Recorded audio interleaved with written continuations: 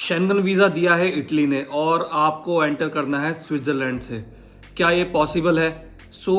अगर पॉसिबल है तो उसके क्या रीजंस हैं, आप कैसे कर सकते हो, और अगर पॉसिबल नहीं है तो क्यों नहीं है। इस वीडियो में हम डिटेल में बात करेंगे कि आपकी जो फर्स्ट पोर्ट ऑफ एंट्री है क्या वो सेम होना ज़रूरी है, जहाँ से जिस शेंगन कंट्री से आपने वीज़ा लिया है वो सेम कंट्री होनी ज़रूरी है। चलो बात करते हैं डिटेल में इस वीडियो में। Hello everyone, my name is Vikrant. I welcome you to my YouTube channel once again. और आज का टॉपिक जो है बहुत ही इंटरेस्टिंग है, क्योंकि मेरे पास भी कई लोगों के क्वेश्चंस आए हैं और this question has been asked like hundreds of time कि क्या सेम जो पोर्ट ऑफ एंट्री होना ज़रूरी है जब जिस कंट्री से आपने शेंगन वीज़ा लिया है। यूरोपियन यूनियन जो है इसको खुद बोलता है यस कि दिस इज़ रिकमेंडेड कि आप वहीं से एंट्री करें जहां से आपने वीज़ा लिया है जिस कंट्री से। You should always stick to your itinerary. First recommendation, अगर आपको किसी बेवजह आपको करना है, कोई रीज़न नहीं है, आप बस किसी और अपने पर्सनल रीजंस के चक्कर में आप ट्रैवल करना चाहते हैं, कोई फ्लाइट अवेलेबल नहीं है, कुछ भी है, आप ना करें। बट हाँ, अगर आपको करना है तो उसके क्या कब आप कर सकते हैं। वो उस केस में आप कर सकते हैं। सपोज आपने इटली से कंट्री ए, हम इटली ले लेते हैं, और कंट्री बी ले लेते हैं, हम स्विट्जरलैंड ले लेते हैं। आपने सपोज कंट्री ए इटली से आपने वीज़ा लिया है। जब आपने अपनी आइटनरी आप सबमिट करते हो, अगर जो कंट्री में आप फ्लाइट ले रहे हो अगर आपकी डिफरेंट है तो वो जो कंट्री है आपकी आइटनरी में होना ज़रूरी है। That means Switzerland should be in your itinerary. ठीक है, आइटनरी में आपकी होनी ज़रूरी है। अगर आपकी आइटनरी में नहीं है this will arise a question. जो स्विट्जरलैंड में इमिग्रेशन जो ऑफिसर्स हैं, जहाँ पूरे जो शेंगन स्टेट्स के जो इमिग्रेशन ऑफिसर हैं यूरोपियन यूनियन के साइड से, उनको पूरा राइट है कि they can stop you and ask you for the further documentation. ठीक है, आपको नॉर्मल वीज़ा देख के सिर्फ जाने ही नहीं देंगे। बहुत लोगों के साथ बहुत लोग बोलेंगे नहीं जी ऐसा नहीं होता, मेरा तो बस वीज़ा देखा और उन्होंने बोल दिया ठीक है। But this is not something that is recommended at all. उनके साथ सपोज हुआ है तो ऐसा नहीं कि आपके साथ नहीं हो सकता है। आपको ये चीज़ें ध्यान में रखनी है। अगर आप स्विट्ज़रलैंड से एंट्री ले रहे हैं तो they can ask you for the further proof.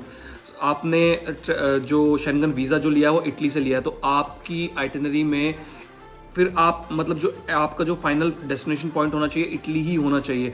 वो आपसे ऑनवर्ड फ्लाइट टिकट्स जो कंफर्म है वो मांग सकते हैं। सपोज आपने स्विट्जरलैंड से एंट्री ली है तो वो आपसे मांग सकते हैं इटली की फ़्लाइट, और आपसे पूछ सकते हैं आप यहाँ पे कितने दिन तक रुकने वाले हो, और आपका प्रूफ ऑफ स्टे वो आपसे मांग सकते हैं।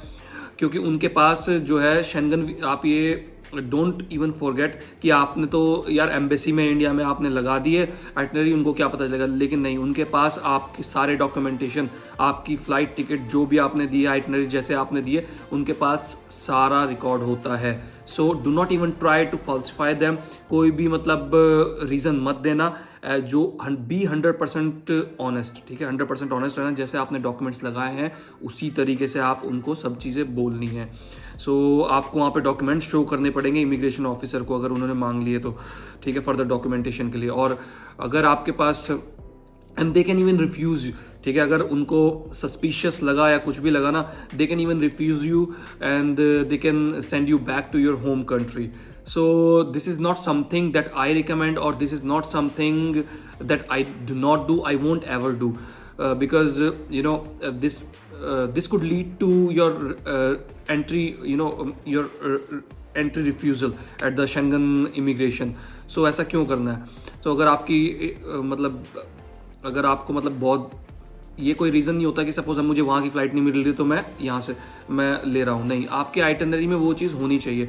और अगर आपको अगर ये समझ नहीं आ रहा कि आप कौन सी कंट्री से आपको अप्लाई करना है शेंगन वीज़ा, आपकी हमेशा, अगर आप एक कंट्री घूम रहे हो तो कोई प्रॉब्लम नहीं है, आपको पता है कि सेम कंट्री। अगर आप सपोज 2 कंट्री घूम रहे हो तो जिसमें आपका मैक्सिमम स्टे होगा आपको वहीं से अप्लाई करना है शेंगन वीज़ा। और अगर आप इक्वल स्टे कर रहे हो जो आपकी फर्स्ट पोर्ट ऑफ कंट्री होगी जहाँ से आप एक्सटर्नल बॉर्डर क्रॉस करोगे, वहाँ पे उसी कंट्री से आपको वीज़ा अप्लाई करना है। ये थी डिटेल में वीडियो, जो कि मतलब होप इट हेल्प यू।